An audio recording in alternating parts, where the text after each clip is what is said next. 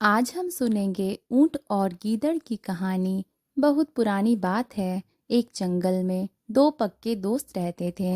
एक था गीदड़ और दूसरा था ऊंट। गीदड़ काफी चालाक था और ऊंट सीधा सा था। ये दोनों दोस्त घंटों नदी के पास बैठकर अपना सुख दुख बांटते थे। दिन गुजरते गए और उनकी दोस्ती गहरी होती गई। एक दिन किसी ने गीदड़ को बताया कि पास के खेत में पके हुए तरबूज हैं। यह सुनते ही गीदड़ का मन ललचा गया, लेकिन वो खेत नदी पार था। अब नदी को पार करके खेत तक पहुंचना उसके लिए मुश्किल था। इसलिए वो नदी पार करने की तरकीब सोचने लगा। सोचते सोचते वो ऊँट के पास चला गया। ऊँट ने दिन के समय गीदड़ को देखकर पूछा, मित्र, तुम यहाँ कैसे? हम तो शाम को नदी किनारे मिलने वाले थे। तब गीदड़ ने बड़ी ही चालाकी से कहा, देखो मित्र, पास के ही खेत में पके तरबूज हैं। मैंने सुना है तरबूज बहुत मीठे हैं। तुम उन्हें खाकर खुश हो जाओगे, इसलिए तुम्हें बताने चला आया। ऊँट को तरबूज काफ़ी पसंद था। वो बोला, वाह, मैं अभी उस गांव में जाता हूँ। मैंने बहुत समय से तरबूज नहीं खाए हैं। ऊँट जल्दी जल्दी नदी पार करके खेत जाने की तैयारी करने लगा। तभी गीदड़ ने कहा, दोस्त, तरबूज मुझे भी अच्छे लगते हैं, लेकिन मुझे तैरना नहीं आता है। तुम तरबूज खा लोगे तो मुझे लगेगा कि मैंने भी खा लिए। तभी ऊँट बोला, तुम चिंता मत करो, मैं तुम्हें अपनी पीठ पर बिठाकर नदी पार करवाऊंगा। फिर साथ में मिलकर तरबूज खाएंगे। ऊँट ने जैसा कहा था वैसा ही किया।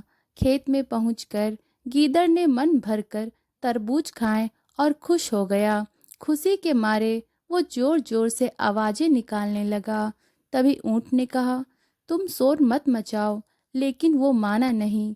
गीदड़ की आवाज़ सुनकर किसान डंडे लेकर खेत के पास आ गए।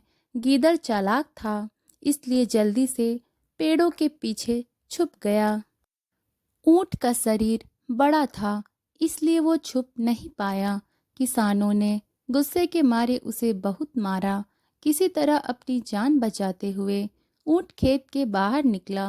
तभी पेड़ के पीछे छुपा गीदड़ बाहर आ गया। गीदड़ को देखकर ऊँट ने गुस्से में पूछा, तुम क्यों इस तरह चिल्ला रहे थे?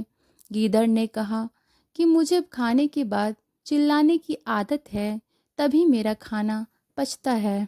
इस जवाब को सुनकर ऊँट को और गुस्सा आ गया। फिर भी वो चुपचाप नदी की ओर बढ़ने लगा। नदी के पास पहुंचकर उसने अपनी पीठ पर गीदड़ को बिठा लिया। इधर ऊँट को मार पड़ने से मन ही मन गीदड़ खुश हो रहा था। उधर नदी के बीच में पहुंचकर ऊँट ने नदी में डुबकी लगानी शुरू कर दी। गीदड़ डर गया और बोलने लगा, यह क्या कर रहे हो? गुस्से में ऊँट ने कहा, मुझे कुछ खाने के बाद उसे हजम करने के लिए नदी में डुबकी मारनी पड़ती है। गीदड़ को समझ आ गया कि ऊँट उसके किए का बदला ले रहा है। बहुत मुश्किल से गीदड़ पानी से अपनी जान बचाकर नदी किनारे पहुंचा। उस दिन के बाद से गीदड़ ने कभी भी ऊँट को परेशान करने की हिम्मत नहीं की। तो मित्रों, ऊँट और गीदड़ की कहानी से हमें यह सीख मिलती है कि चालाकी नहीं करनी चाहिए। अपनी करनी खुद पर भारी पड़ जाती है। जो जैसा करता है उसे वैसा ही भरना पड़ता है। तो आज की कहानी यही समाप्त होती है। ऐसी और भी रोमांचक कहानियाँ सुनने के लिए सब्सक्राइब करें और बेल आइकन दबाना ना भूलें। तब तक के लिए अच्छे रहें, स्वस्थ रहें